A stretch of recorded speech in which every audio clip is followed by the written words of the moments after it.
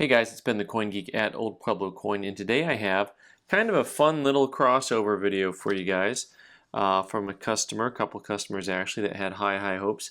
You can see, of course, that these coins are in the holders, PCGS holders. So, spoiler alert, but we're still going to look at these coins and talk about them. Both of the customers were hoping we could get an upgrade because here's this 1833 half dollar, which they called MS62. And just a lovely coin. And the idea here is to send it in and see if and you can get something to cross over and get it into a higher grade, which NGC and PCGS both will do if a coin crosses and they think that it is undergraded. And this coin has all kinds of crazy visual appeal to it because the luster is just really strong all over the coin. And a lot of originality to it. You see this gentle golden tones that it has going on there. The reverse, fairly strong strike. Lots of times these guys have a ton of weak spots on them or soft spots. This coin has just that little bit of softness over the right wing, but the rest of the coin is pretty nice. On the front, you see a lot of softness sometimes or a weak strike at some of these high points here in the center. I will say that you see that discoloration on this coin that NGC originally called MS62 on the high points, and PCGS crossed it over as an MS62. I didn't advise him to crack it and send it. I did not, and I'll tell you why, because mostly I'm gun shy on anything from like any bust dollars, especially. I'm really gun shy on coins that go from AU to UNC. In cracking things out and sending them in again. Just one too many hits against the head. I can't take it. So, and it's one thing if I'm going to pound my head against the wall, but for somebody else, they've got to make that call themselves. I'm still somewhat intrigued by the grade because, of course, MS62 is a coin that's going to be below average uncirculated. And so probably his next step here is to go ahead and get a CAC sticker on this. My only comment about not being a 63 is, like I said before, you see this discoloration on the high points.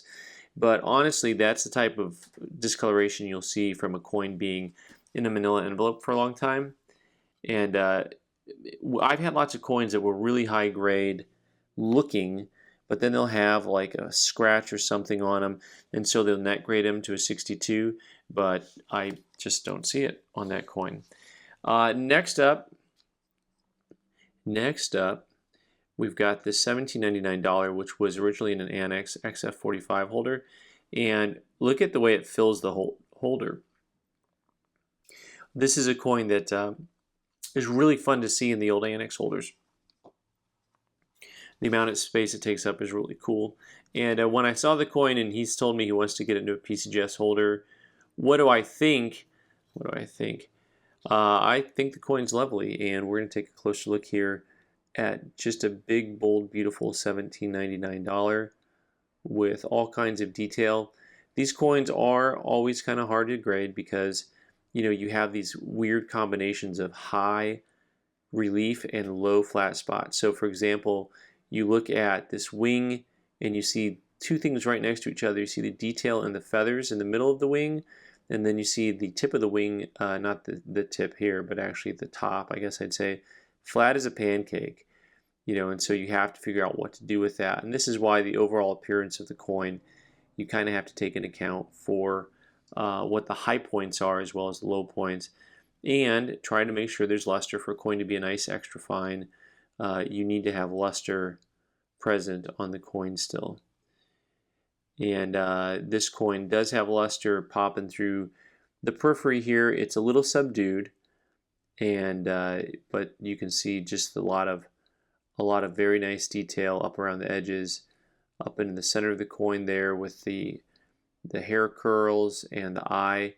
Lots of times it's those little finer points that'll help you realize the actual grade of a coin, like just how nice the eyeball is. Look, the detail in the nose, things that people don't usually look at are things that you can kind of look at and just say, okay, this gives me a little more insight into the coin as a whole.